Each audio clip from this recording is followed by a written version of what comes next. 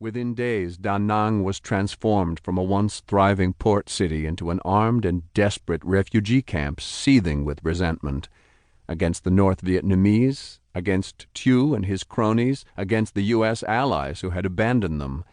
In the minds of the 1 million Vietnamese overflowing Da Nang, hate and fear had replaced faith and hope.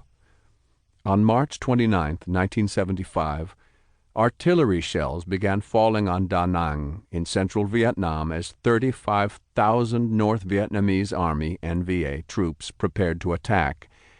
It was not necessary. Panic had done their job for them. 2 days earlier, plane and helicopter airlifts had been canceled when American pilots reported taking withering fire from rogue ARVN units. Now these same South Vietnamese soldiers turned their guns on civilians as the latter clawed to reach rescue ships. Women, children, and the elderly were trampled in the rush to the sea.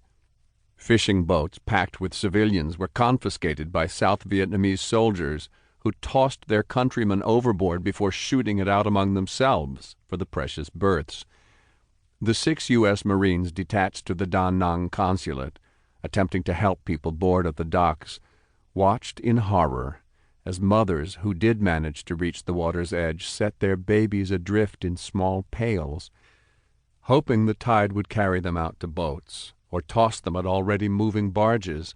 Most fell short and were drowned.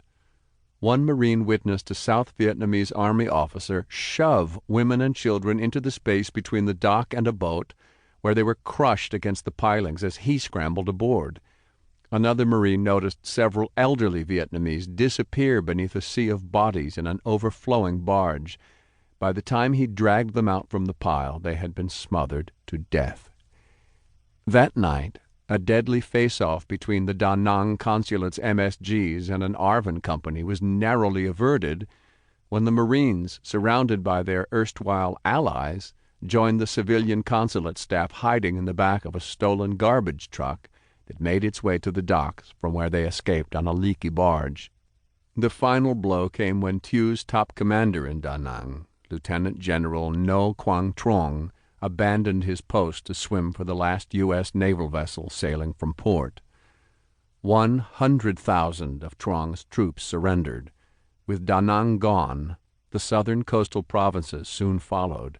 Within weeks, the North Vietnamese and their Viet Cong comrades surrounded the capital city of Saigon and prepared to invade. For all intents and purposes, the long war in Vietnam was about to come to an end. Except, that is, for a small number of Marines at the U.S. Embassy who were not yet prepared to lay down their arms. Part 1. Dominoes. Saigon, 0300, 29 April 1975. We could be looking at an Alamo situation here. Major Jim Keane addressing his fellow Marine security guards at the U.S. Embassy in Saigon. 1. The monsoon rains had arrived early. They blew in from the southeast, and Marine Staff Sergeant Mike Sullivan stood on the roof of the U.S. Embassy watching the towering storm clouds scudding up from the South China Sea. He marked the difference between the distant bursts of heat lightning, sudden, silent detonations of white iridescence illuminating the jungle to the horizon, and the tiny pinpricks of orange artillery shells detonating near Bien Hoa, just 20 miles away. Tonight, however, the light show held little interest for Sullivan until he heard the North Vietnamese rockets whistling overhead, heard them before he saw them and recognized their distinctive whine from long experience in the bush.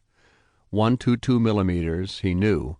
A 122's peculiar sound always reminded Sullivan of the muscular hiss of a narrow-gauge diesel locomotive. Shtkunk, shtkunk, shtkunk. The veteran staff sergeant knew his artillery, and he knew his railroads.